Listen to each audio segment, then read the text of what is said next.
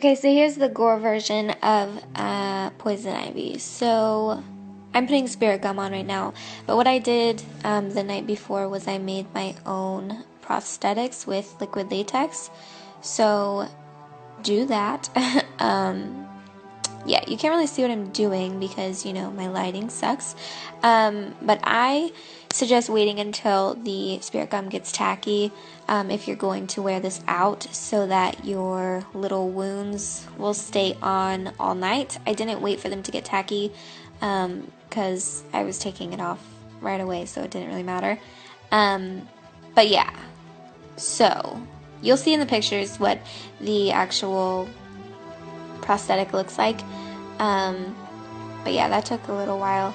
Then I'm going in with my alcohol activated paints and just making some irritation around each little spots of prosthetics, whatever you want to call it.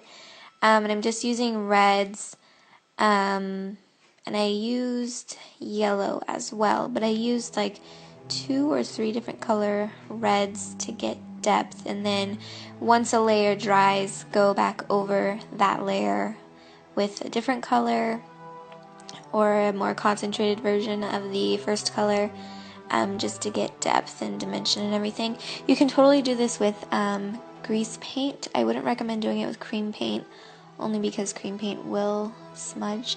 But yeah, grease paint, so like any like Halloween type makeup, you can do that. And if you want to get more of a translucent look, I know grease paints are very opaque, just take some makeup remover and mix it with the grease paint, and that should thin it down. I know mine thins down, and that's what I've done for a while before I had my alcohol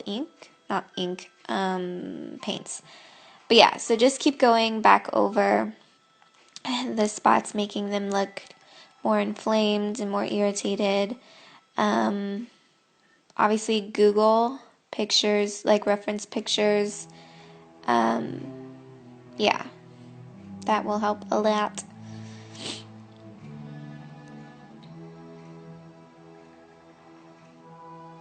So now I'm just doing some veins. My brush is not small enough to do good looking veins, so some of them look a little terrible. But yeah, I wanted to do some veins, kind of like she's turning into poison ivy, and like the poison ivy is in her bloodstream, and you can see the veins and all that stuff. So I just used a dark green. I used a blue, which is actually called vein tone, and I mixed those together just to kind of get like, I don't know, like a poisoned blood color or something. And I just did like a bunch of random veiny lines all over that side. And again, you'll be able to see it in the pictures a lot better, what everything looks like. So yeah, that's my Gore version of poison ivy. Oh, here I'm putting on some oil. I would recommend doing Vaseline instead, just to make it look more gross. But yeah, that's the poison ivy look. If you have any questions, please let me know, and I will see you guys later.